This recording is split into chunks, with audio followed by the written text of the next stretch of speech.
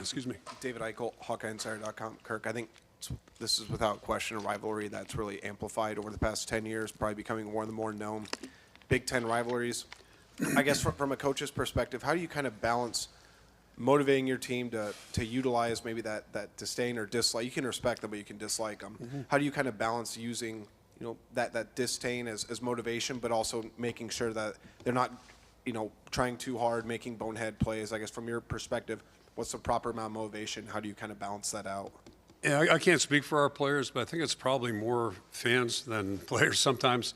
I'm old enough to remember when I got here in the 80s, the western side of our state was basically Nebraska territory, and it's twofold. I mean, they were really had it rolling back then, Bob Devaney, Tom Osborne, and then the flip side of it is we didn't have it rolling. And, that's back when, the newspapers were really big.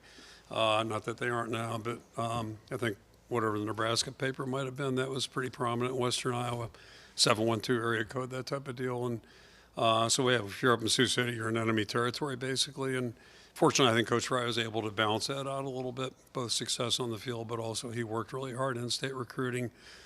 But, even going around now, you still, people out in Western Iowa, they were either on one camp or the other. And fortunately, we've got more in our camp than we used to. But, yeah, it's just it's part of, I think, what makes conference football pretty cool. And we weren't in the conference for so many years now that we have been. I think it's probably been a little bit more ingrained now that, we're past that 2010, 2012 time period and what have you. But, week to week, there's so many games here that are just, they're all tough. And this one's going to be another tough one. I think that's really where we try to keep our focus.